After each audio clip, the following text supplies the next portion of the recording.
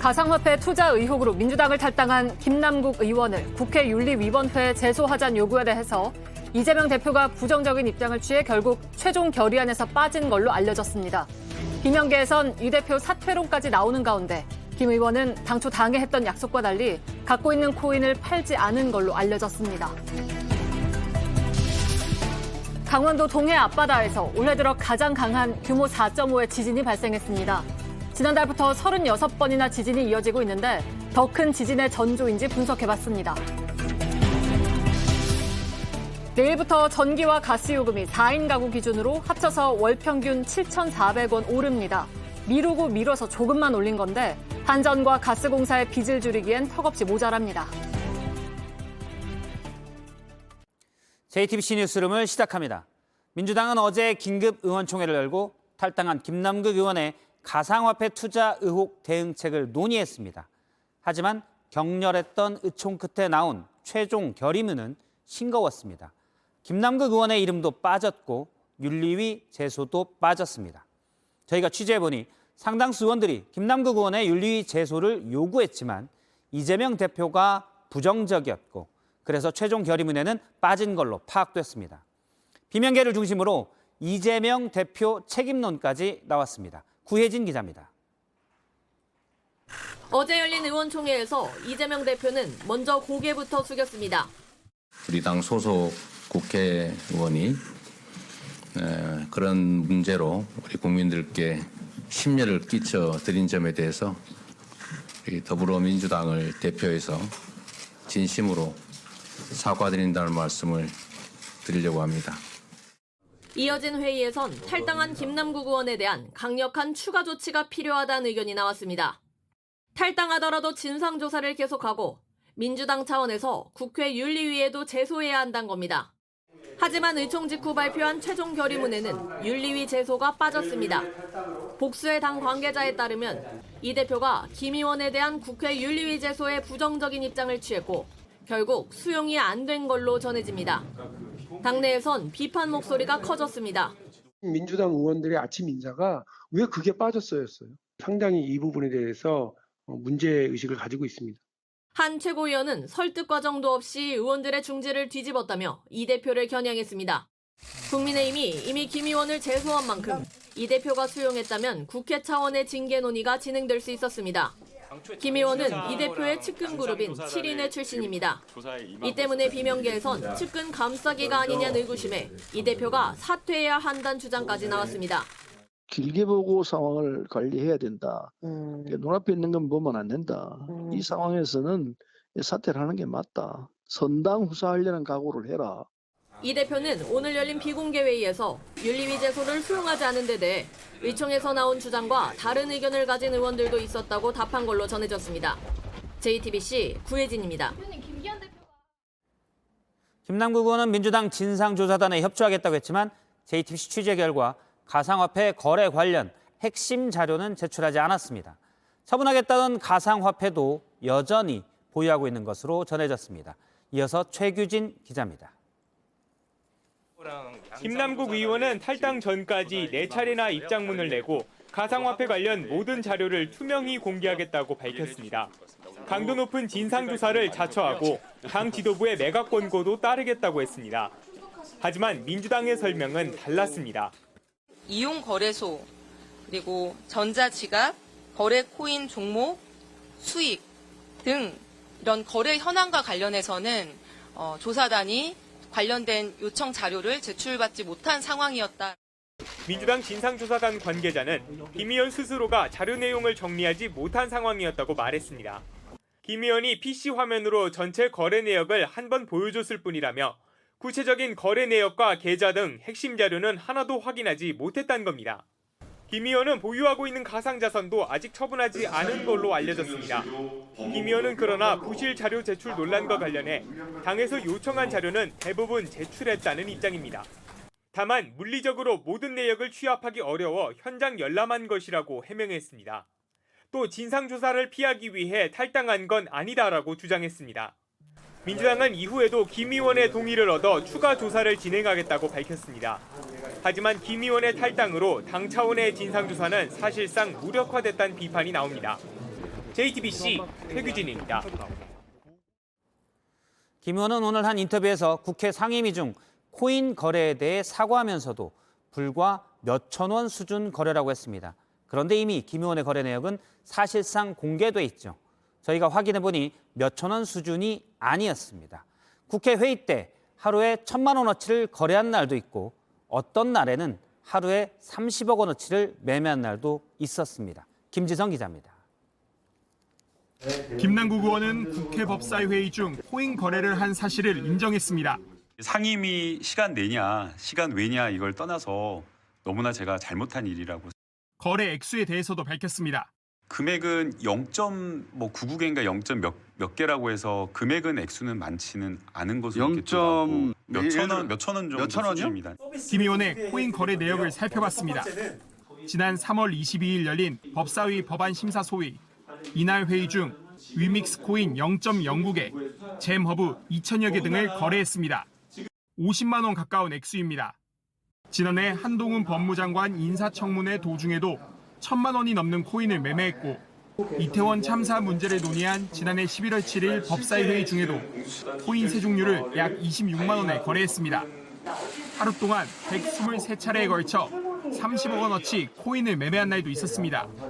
김 의원은 다시 한번 검찰로 탓을 돌렸습니다. 실정들을 전부 다 이 이슈로 덮어버리기 위해서 의도적으로 수사기관에서 또는 국가기관 어디에서 이것을 흘린 것이 아닌가. 검찰은 김 의원의 코인 투자 경위와 자금 출처 등을 확인하기 위해 수사에 나설 전망입니다. JTBC 김지성입니다. 최근 지진이 이어지고 있는 강원도 동해 앞바다가 또 흔들렸습니다. 오늘 지진은 규모 4.5로 올해 지진 가운데 가장 컸습니다. 새벽잠을 설친 주민들은 더 큰 지진이 나는 건 아닌지 불안해했습니다. 이은진 기자입니다. 평온히 산책로를 비추던 CCTV가 갑자기 흔들립니다. 바다 풍경을 감상하던 시민은 놀라 두리번거립니다. 주택가도 차가 다니는 큰 도로도 들썩입니다. 오늘 새벽 6시 27분쯤 강원 동해시 북동쪽 59km 해역에서 지진이 났습니다. 새벽잠을 자던 주민들은 놀라 일어났습니다. 쿵 소리가 났거든요. 그래서 휘청하면서 이렇게 지나가는 그런 느낌. 침대에 앉아있다니까 문이 우르르르 막 집 부서지는 처럼 문이 우르르르. 동해 앞바다에서 난 지진은 강릉에서도 느껴졌습니다.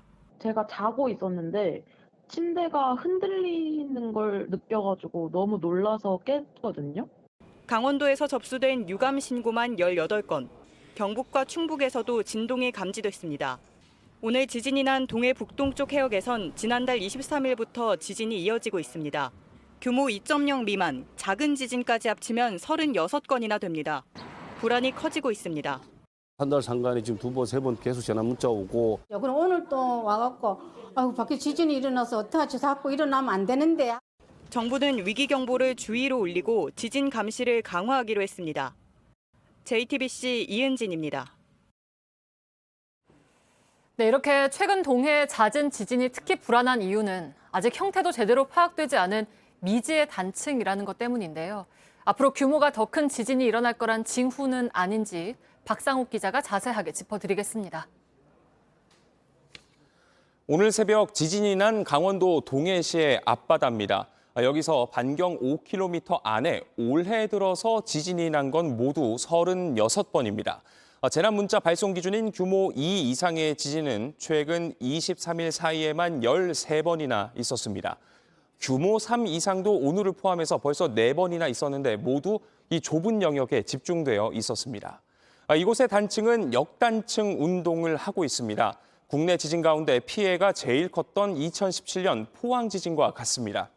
판이 서로 멀어지는 이 정단층 운동과는 달리 서로 판이 부딪히는 상황이라 이 흔들림이 더욱 클 수밖에 없습니다. 지진의 파형으로 이처럼 운동 방향은 알 수 있지만 문제는 이미 알려진 단층과는 상관없는 곳이어서 더 구체적으로 연구된 게 거의 없다는 겁니다. 특히 이곳에서 지진이 더 자주 또 더 강하게 커졌다는 데에 주목해야 합니다. 한 4.5니까 길어봐야 한 100m, 150m 찢어진 거거든요. 근데 수십 킬로짜리 단층이 거의 한 20km 이상 찢어지면 이거는 규모 6.0 넘어갈 수 있어요. 네, 오늘 지진이 규모는 컸지만 피해가 거의 없었던 건 발생 깊이가 30km 안팎으로 매우 깊었기 때문입니다. 그래도 안심하긴 이르겠죠.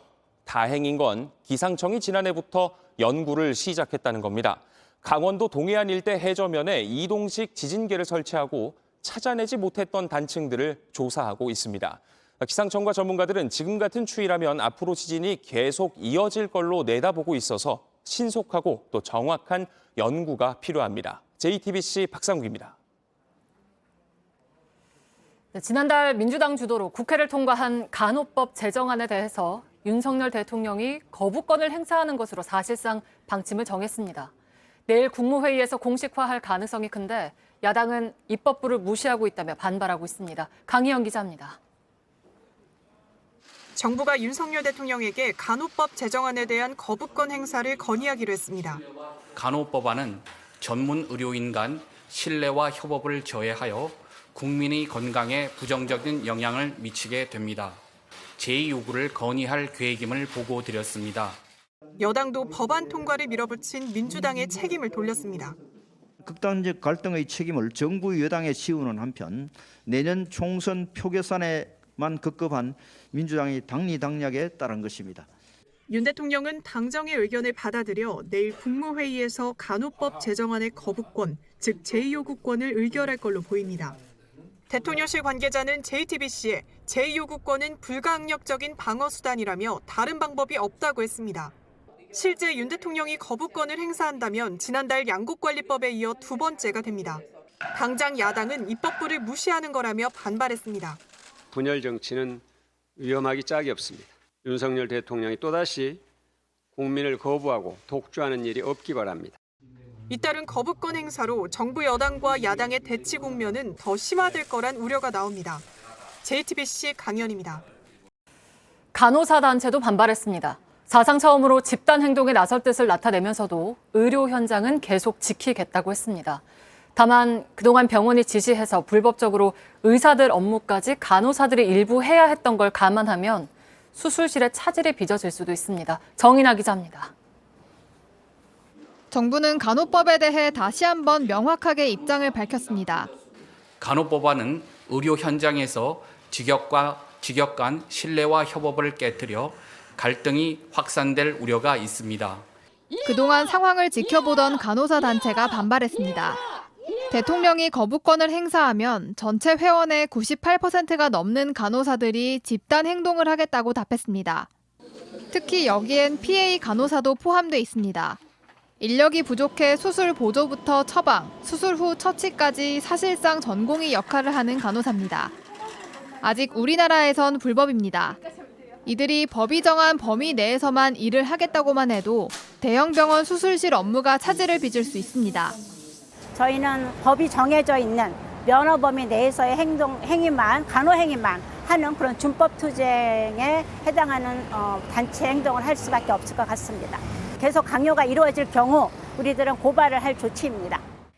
의사협회는 의사 면허 취소법이 거부권 요청에서 빠진 게 불만입니다. 코로나19 3년 기간 동안 헌신한 제 의료인들에 대한 올바른 방향성인지 이게 과연 과잉입법은 아닌지에 대해서 한번 다시 묻고 싶고요.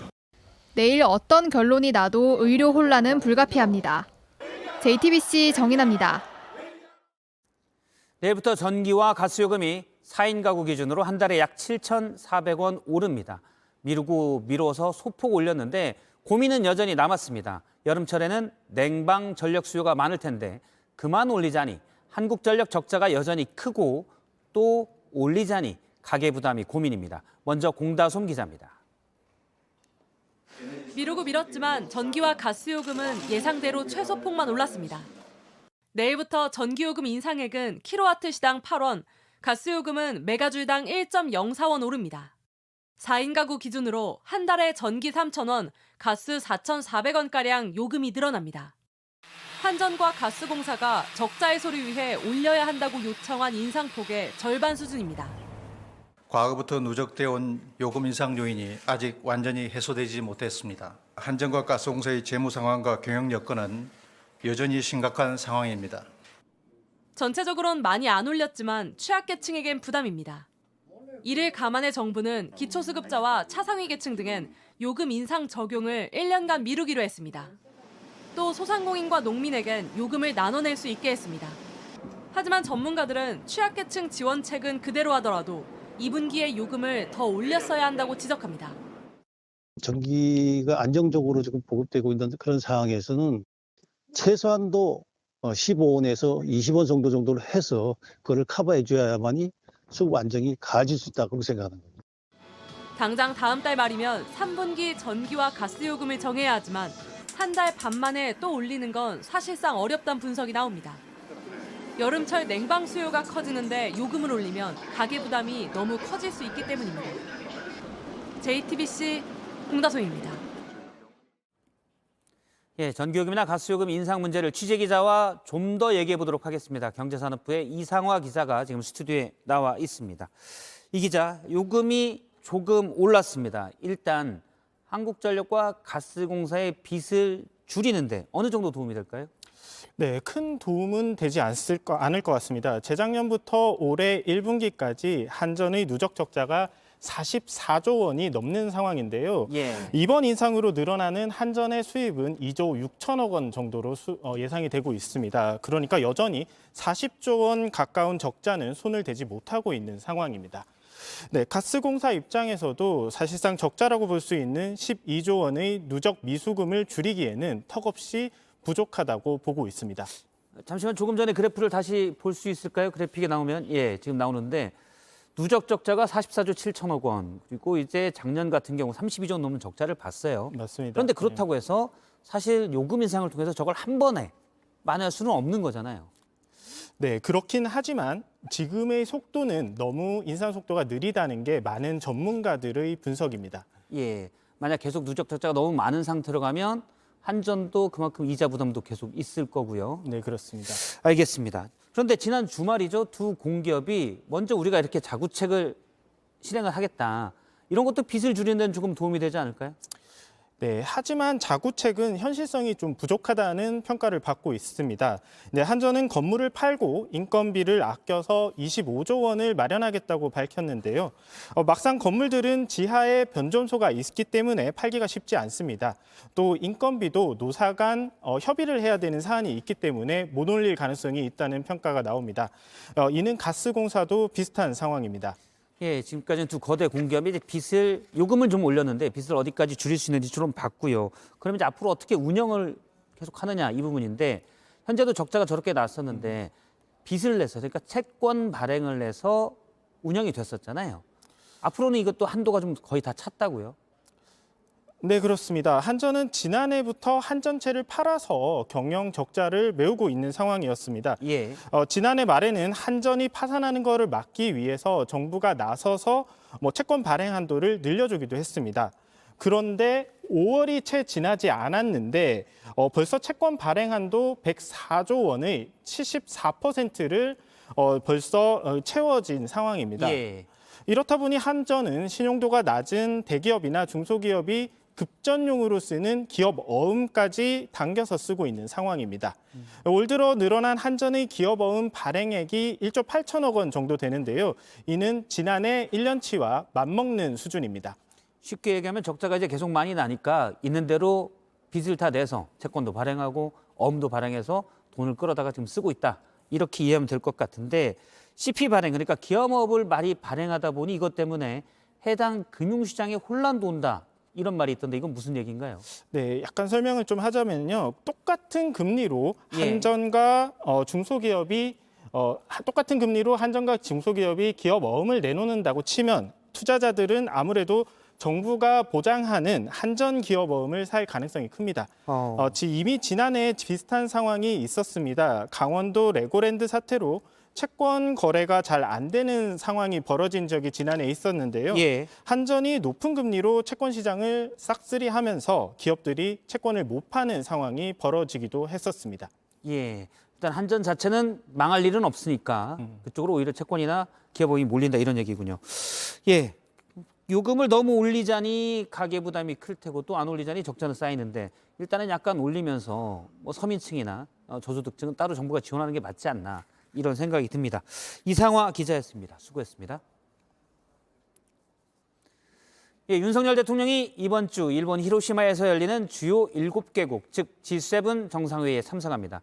지금까지 우리나라가 G7에 가입하는 것을 일본이 반대하는 것으로 알려져 왔습니다. 그런데 중앙일보가 올해 G7 의장국인 일본의 기시다 총리를 인터뷰했는데 그건 아니다고 했습니다. 다만 지금까지 논의된 적은 없다고 했습니다. 도쿄에서 김현애 특파원입니다. 기시다 후미오 일본 총리가 홍석현 중앙홀딩스 회장과의 특별 대담에서 한국의 G7 가입에 대해 미국은 찬성하고 일본은 반대하는 구도라는 건 사실이 아니라고 밝혔습니다. 2020년 당시 트럼프 미국 대통령이 우리나라를 G7 멤버로 가입시키려 했지만 일본 측이 반대했다는 보도가 나온 바 있습니다. 기시다 총리는 다만 G7 안에서 회원국 확대 논의를 지금까지 해본 적이 없다고 덧붙였습니다. 기시다 총리는 또 김대중 오부치 선언에 있는 통절한 반성과 마음으로부터의 사죄란 표현을 쓰지 않는 이유가 있냐는 질문에 이번 방안에서도 역사인식에 관한 역대 일본 내각의 입장을 전체적으로 계승한다는 건 앞으로도 흔들리지 않을 것이라고 명확히 말씀드렸다고 했습니다. 가슴이 아프다는 발언에 대해선 일본 정부의 입장에 개인적 생각을 솔직히 말한 것이라고 덧붙였습니다. 다만 강제동원 배상에 대한 일본 기업의 참여 여부에 대해선 민간 기업 대응을 언급하는 건 삼가고 싶다고 밝혔습니다. 일본 정부 대변인격인 관방장관도 오늘 한일 관계 발전을 언급하기도 했습니다. 両首脳間のシャトル外交をはじめとする日韓間の緊密な意思疎通を通じ日韓関係を一層発展させていきたいと考えております。 이번 주말 히로시마에서 열리는 G7 서밋을 계기로 윤 대통령과 함께 한국인 원폭 희생자 위령비를 참배하기로 한 기시다 총리는 의미 있는 참배가 되기를 바란다는 메시지를 남기기도 했습니다. 도쿄에서 JTBC 김현희입니다. 네, 이번 G7 정상회의에서는 기후위기 문제도 중요하게 다뤄집니다. 기후위기를 가장 분명히 보여주는 나라가 있습니다. 태평양의 작은 섬나라 투발루인데요. 점점 바다에 잠기고 있는 섬, 투발루의 고군 분투를 공동취재단이 취재했습니다. 백민경 기자입니다. 창문 너머로 고리 모양의 산호섬이 보입니다. 서울 마포구 정도의 작은 섬나라 투발루입니다. 투발루는 기후위기를 가장 심각하게 겪는 곳 중 하나입니다. 해수면이 오르면서 주변 섬들이 차츰 잠겨가고 있습니다. Coconut and some pendiness on that island. 2년 전 바닷속에 잠긴 연단에서 투발루 외무장관이 연설해 기후위기의 심각성을 보여준 곳입니다. 80년 전만 해도 육지였습니다. The block of concrete that you see behind me is actually a block that was built by the Americans during World War II in 1942. So today it's in the water. 투발루는 해수면이 오르면서 지하수가 오염돼 빗물을 모아 생활하고 물과 채소는 수입하고 있습니다. 국제기구들은 6년째 지면을 높이는 프로젝트를 진행 중입니다. So what we are doing now is we're getting that sand and we're putting it up on this shoreline here and building it up. 투발루 정부는 기후위기에 대응하기 위해 디지털 국가를 구상합니다. 자칫 사라질지도 모를 투발루의 과거와 현재를 기록하고 결혼, 운전면허 같은 행정 처리를 온라인으로 가능하게 만드는 겁니다. 이를 위해 우리나라와 기술 협력에도 박차를 가하고 있습니다. JTBC 백민경입니다. 네, 다음은 JTBC가 추적 보도하고 있는 다단계 주가 조작 소식입니다. 이번 주가 폭락으로 사라진 돈은 투자자들이 고소한 금액만 1,000억 원이 넘죠. 피해 회복은 쉽지 않아 보이는데 JTBC 취재 결과 몇몇 큰 손들에게는 주가 조작단이 따로 돈을 물어준 것으로 확인됐습니다. 오승열 PD입니다. 스포츠 브랜드 르카프를 보유한 디엔액트의 정신모 대표. 정 대표도 다단계 주가 조작 세력에 큰 돈을 투자했습니다. 지난해 12월 가수 임창정 씨와 박혜경 씨 등이 참석한 여수 VVIP 투자자 원례회에서 투자를 권유받았다고 했습니다. 그래서 회사에 손실이 많이 났어요. 그래서 제가 사기를 당했기 때문에 형님 어떻게 하든 내가 조금이라도 보탬이 될 겁니다. 하길래. 하지만 약속과 달리 주가는 폭락했고 항의하는 정 대표에게 일당은 거액의 주식을 건넸습니다. 신용이 6억에 손실 나 있었고 원금은 18억 다 날라갔고 나한테 이렇게 피해를 주면 어떡하냐. 나 같이 죽자. 3일 내내 붙들고 내 얘기를 했었어요. 주가가 폭락하자 일당의 집까지 찾아간 한 기업 대표의 경우 수억 원을 돌려받았습니다. 일부 투자자들은 사람들을 동원해 주가 조작 세력의 총책 라더견 씨가 명품 시계를 사기 위해 백화점에 맡겨둔 예치금 3억을 챙겨가기도 했습니다. 검찰은 이렇게 돈이 빠져나가는 과정에서 횡령 등 또 다른 범죄 혐의가 있는지 확인 중입니다. JTBC 오승열입니다. 네, 오늘은 5월 15일 스승의 날입니다. 그런데 요즘 선생님들 별로 즐겁지 않습니다. 아주 많고 아주 다양한 이유로 학부모들 불만을 받기도 하고 또 조금 더 신경을 쓰면 오히려 아동학대로 신고당하기도 합니다. 암담한 스승님들의 목소리를 조보경 기자가 들었습니다. 수행평가 점수를 낮게 줬다는 이유로 학부모에게 항의만 몇 달 동안 받았습니다. 과목의 하나의 영역에서만 보통 점수를 지역 맘카페에다가 저를 학생 관리가 좋지 않다. 급기야 학교까지 찾아왔습니다. 조금 쉬고 있으라고 했는데 선생님이 학생에게 체육을 못하게 했다. 교육청이나 조금 더 다른 기관에다 알리고 싶다. 목소리를 크게 내는 것도 두렵습니다. 이거 최대한 먹을 수 있는 부분은 먹어보자라고 얘기를 했는데 다음날 학부모님께서 민원을 자신을 비방한 학생을 상대로 교권보호위원회를 열었더니 되려 아동학대로 신고받은 교사도 있습니다. 체육대회 때 물을 주지 않았다, 다친 학생을 보건실에 가도록 지도하지 않았다는 등의 이유입니다. 몇 명의 학생이나 학부모가 일관되게 주장을 하면 경찰은 그걸 정서학대라고 판단을 하는 것 같아요. 예전처럼 그렇게 열심히 지도를 못할 것 같아요. 교사 10명 중 9명은 최근 1년간 학교를 떠나고 싶다고 생각한 적이 있다고 답했습니다. 스승의 날인 오늘 교사 5만여 명은 무고한 아동학대 신고 피해 방지 등을 요구하는 서명지를 국회에 냈습니다. JTBC 조보경입니다. 강릉 산불이 난 지 한 달이 지났습니다. 일상으로 돌아가기에는 충분하지 않은 시간이었습니다.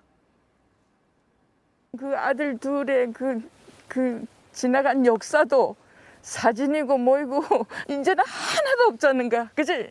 이 손밖에 없어. 이제는 어떻게 살아가야 될지.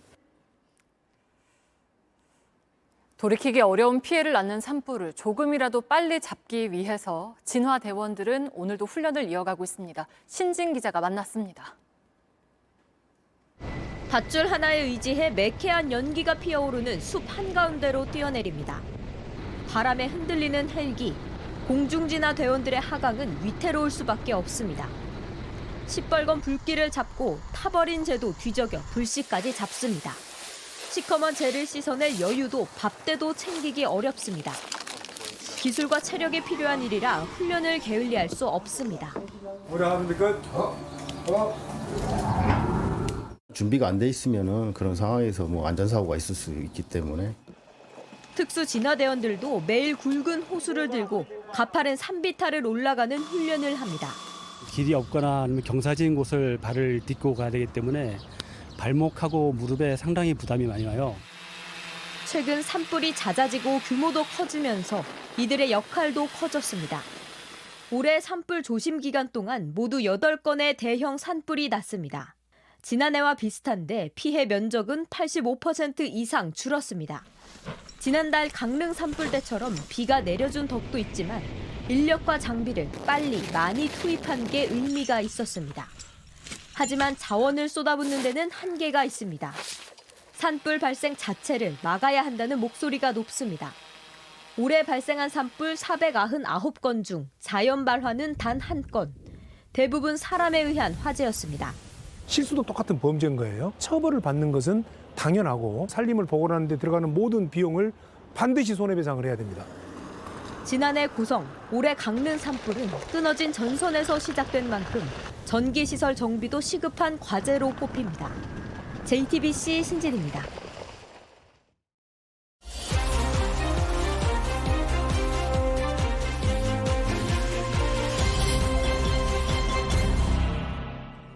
네, 오늘 밀착 카메라는 서해 최북단 백령도에 사는 천연기념물 점박이 물범을 만나고 왔습니다.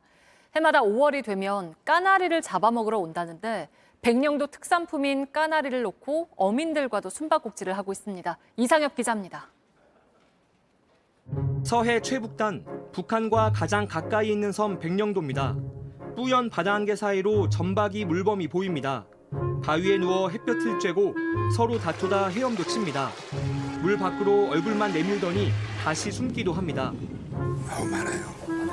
이 바위에 그냥 꽉 차요. 막 소리도 내네요. 아, 소리 많이 내죠. 뭐라고 내는 거예요? 꽉꽉 하면요. 점박이 물범은 천연기념물이자 멸종 위기종입니다. 해마다 5월쯤 물범 400마리 정도가 서해 백령도를 찾습니다. 백령도 한이해변에서 1km쯤 떨어진 바다에 직접 나와봤습니다. 지금 저희 앞에 점박이 물범이 나타났습니다. 물범이 백령도를 찾는 이유는 풍부한 먹이 때문입니다. 주로 찬물에서 사는 까나리가 백령도에 몰리자 물범도 이곳에 자리 잡은 겁니다. 어민들이 까나리 그물을 걷어올리자 물범 가족이 몰려듭니다. 그물을 서성이고 배를 따라 달리다 이내 포기하고 바라만 봅니다. 머리만 넣었다가 뺐다가 물속에서 이제 들어가 있다가 나왔다가. 지금 까나리를 잡았습니다. 그런데 어민들은 고민이 있습니다. 바로 점박이 물범 때문입니다. 물범이 그물에 구멍을 내서 까나리가 빠져나가기 일쑤입니다. 아이 많이 얇았죠. 까나리를 먹으려고 발톱으로 이렇게 차서 찢어놓는 거. 이번엔 바다에 통발을 던져봤습니다. 물범이 통발에 얼굴을 밀어넣고 단숨에 물고기를 낚아챕니다. 옆에 있다 먹이를 놓친 물범은 발길을 돌립니다.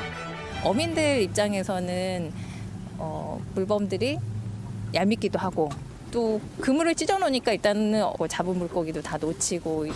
이곳에선 매일 어민과 물범이 까나리 쟁탈전을 벌입니다. 하지만 어민들은 물범을 내쫓지 않고 백령도에 함께 사는 방법을 택했습니다. 그냥 자연으로 놔둬야지 뭐. 자기들이 살라고 그냥 계속 저기 있는데 같이 살았으면 좋겠어. 덕분에 백령도는 생태 관광지로 거듭나고 있습니다. 지금 백령도가 까나리철이에요. 백령도 주민들하고 물범들이 생존하는 그런 아주 중요한 장소죠. 백령도 바다는 서해의 다른 곳보다 수온이 낮습니다. 까나리도 점박이 물범도 이곳을 좋아하는 이유입니다. 그래서 어민들은 당장 생계를 고민하면서도 물범과 공존할 방법을 찾고 있습니다. 밀착 카메라 이상혁입니다. 김남국 의원의 코인 의혹을 수사하는 검찰이 가상화폐 거래소 업비트와 빗썸을 압수수색하고 김 의원의 거래 내역 등을 확보했습니다. 압수수색 영장에는 정치자금법 위반과 조세포탈, 범죄수익 은닉 등의 혐의가 포함된 걸로 알려졌습니다. 검찰은 지난해에도 김 의원 코인 계좌에 대한 압수수색 영장을 2차례 청구했지만 법원에서 기각됐고 최근 3번째로 청구한 끝에 영장을 발부받았습니다. 보이스피싱일까 싶어서 해외 발신 전화나 070으로 시작하는 전화는 잘 안 받게 되죠. 010 번호는 의심을 덜 하게 되는데 바로 이 점을 노리는 보이스피싱 조직에 번호를 바꿔주는 기계를 판 일당이 붙잡혔습니다. 이혜성 기자입니다. 080이라든가 070 보이스피싱인가 보다 하고 그냥 무시하고 다. 아무래도 010이 번호로 오면은 모르는 번호인데도 쉽게 받을 것 같아요. 보이스피싱에 대한 경계심이 높아졌지만 010으로 시작하는 번호는 아무래도 경계를 덜하게 됩니다. 보이스피싱 조직들이 해외에서 건 전화도 010 번호로 표시해주는 기계, 이른바 중계기를 찾는 이유입니다. 외국 조직의 의뢰를 받고 기계 부품을 해외에서 들여와 조립해 판 일당이 붙잡혔습니다. 총책 30대 남성 등 14명이 중계기 설치까지 도맡았습니다. 일당은 주로 상가 옥상을 이용했습니다. 사람들이 눈길을 잘 주지 않는 이런 분전함에 중계기를 설치했습니다. 들키지 않게 전국 44곳에 375대를 나눠 설치하고 치밀하게 관리했습니다. 그 유치역기를 달아는 이유는 중계기를 정확하게 설치했는지, 그다음에 적발되지 않았는지 확인하기 위해서. 이 중계기에 속은 피해자는 180여 명, 46억 원을 잃었습니다. 경찰은 해외 총책의 신원도 특정해 인터폴 적색 수배를 요청했습니다. JTBC 이혜선입니다. 도움의 손길이 꼭 필요할 때 언제 어디서든 나타나주는 사람들이 있습니다. 쉬는 날인데도 또 근무 시간 전인데도 심폐소생술로 소중한 생명을 살린 경찰과 소방관을 윤주열 기자가 만나봤습니다. 가게에서 한 여성이 뛰쳐나와 도움을 요청합니다. 뒤이어 엄마는 아이를 안고 나오고 아빠가 심폐소생술을 시작합니다. 이걸 지켜보던 한 남성, 아빠와 자리를 바꿉니다. 출근하던 경찰이었습니다. 심장 박동이 좀 손에서 느껴지더라고요. 그때부터는 이 CPR을 멈추고 애 심장 박동이 계속 되는지만 확인을 하면서 함께 있던 다른 경찰은 아이 다리를 두무르고 시민들은 벌벌 떠는 엄마를 위로합니다. 주변에서 기도를 확보해 주시는 분도 계시고 119 신고를 해 주시는 분들도 계시고 구급대가 도착할 때까지 심폐소생술을 한 덕에 3살 배기 아이는 무사했습니다. 배드민턴을 치던 한 여성이 멍하니 서 있더니 뒤로 고꾸라져 버립니다. 주변 사람들이 어쩔 줄 몰라 웅성거리던 그때 멀리 있던 남성이 성큼성큼 다가갑니다. 심정지가 온과 동시에 좀 새카맣게 파랗게 변하고 있었습니다. 근무날이 아니라 운동을 하러 갔던 22년차 베테랑 구급대원입니다. 40초가량 심폐소생술을 한 끝에 숨이 트이고 혈색이 돌아왔습니다.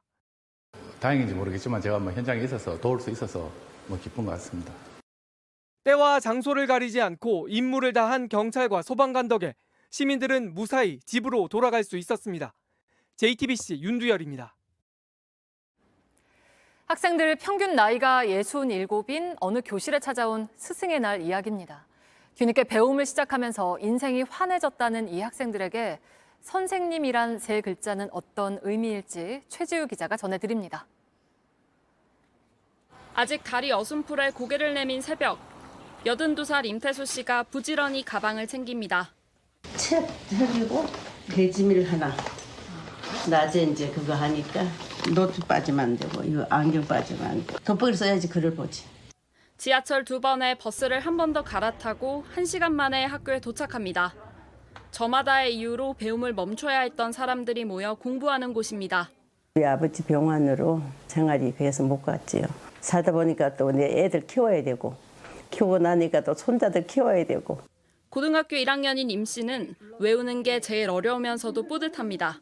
이 머리가 안 들어갔다 빠져나가 금방. 스승의 날을 맞아 반 친구들과 함께 고마움을 전하기로 했습니다. 그저 공부만 가르쳐준 게 아니라 새로운 삶을 열어준 존재이기에 선생님이란 단어에 눈물부터 글썽거립니다. 캄캄한 밤길을 걷는 것까지 맨날 어둡는데 지금은 환한 달빛 햇빛을 보는 기분이지요. 그리고 이름 불러줄 때 그때도 너무 행복하고 누가 이름 부르는 거 한 번도 없었잖아요. 아들뻘인 선생님도 고마움을 전합니다. 여러분들이 있기 때문에 제가 이렇게 선생님이라는 명칭을 들을 수가 있는 것 같습니다. 학급의 왕언니 임 씨는 선생님 덕분에 대학생이 되는 목표를 하나 더 세웠습니다. 나이는 먹었어도 그때 배울 때나 동심으로 돌아가서 나이는 이제 17살이잖아요. JTBC 최지우입니다. 둘리가 탄생한 지 올해로 40년 됐습니다. 둘리를 보던 어린이들은 어느새 고길동의 나이가 됐는데요. 극장에서도 오랜만에 둘리를 만날 수 있습니다. 정재호 기자입니다. 1억 년 전 빙하 속에서 깨어난 공룡 둘리가 친구들과 떠나는 모험을 그린 영화. 1996년 개봉했던 극장판이 다시 관객들을 만납니다. 빨리 어른이 돼야 이런 수모를 겪지 않을 텐데. 이래로 가자. 이래? 둘리가 탄생한 지는 어느덧 40년. 팬들은 둘리와 친구들을 혼내던 고길동을 이해할 만큼 자랐습니다. 지금 저희 집에 또 둘리가 들어온다 제 집에 그것을 그냥 그대로 두고 올 수 있을까? 그건 저는 사실 의문입니다. 주인공인 둘리 외에도 평범한 40대 가장 고길동부터 가수 지망생 이유신 마이콜까지 독자들을 사로잡은 매력 있는 캐릭터들은 감독이 살던 쌍문동 골목에서 태어났습니다. 제가 쌍문동에 처음 와가지고 자취할 때 노래 부르던 우리가 젊은 총각이 이제 모델이 됐다시피 우리 이웃들 아마 자연스럽게 이제 좀 삶과 밀착된 이야기를 많이 그리는 것 같습니다. 그래서 감독은 새 작품을 선보이지 못해 책임감을 느낀다면서도 젊은 작가들의 무한한 상상력에 한국 애니메이션에 기대를 걸겠다고 말합니다. 둘리를 사랑했던 사람들에게도 따뜻한 당부를 남겼습니다. 시간이 흘렀다고 배신을 때리면 안 되죠, 그죠?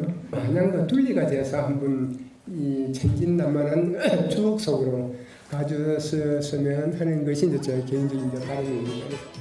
JTBC 정재우입니다.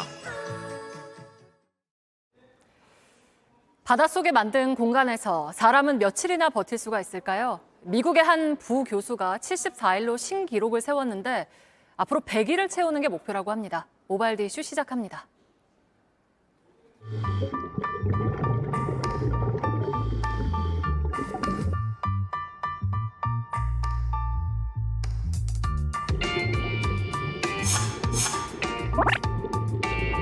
The record is a small bump, and we love it, and I really appreciate it. I'm honored to have it, but we still have more science to do. The science doesn't stop here.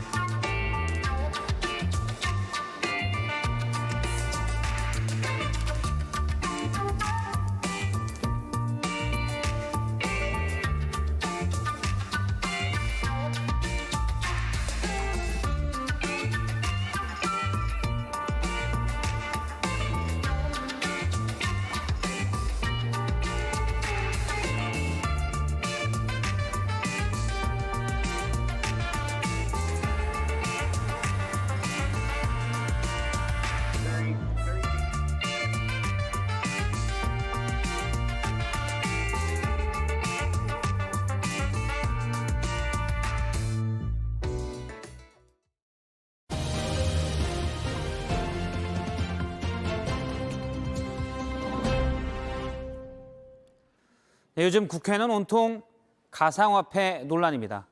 여야 대표가 직접 부딪혔는데 이를테면 서로 당신도 있는 것 아냐입니다. 들어보겠습니다. 제대로 된 대응도 안 하고 있습니다.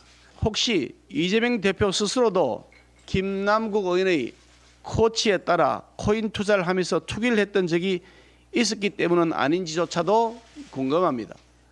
이현 대표나 그 측근들이 코인 많이 가지고 있지 않을까 생각이 들긴 하네요. 그런 얘기하는 걸 보면. 예, 서로 당신도 한 거 아니야? 라고 하지만 일단은 근거 없는, 그러니까 말만 앞세운 의미 없는 공격들입니다. 이게 의미가 있으려면 확인해 보면 됩니다. 바로 전수조사입니다. 이재명 민주당 대표는 국민의힘을 포함해서 국회의원들의 가상자산 보유 내역을 전수조사하자고 했습니다.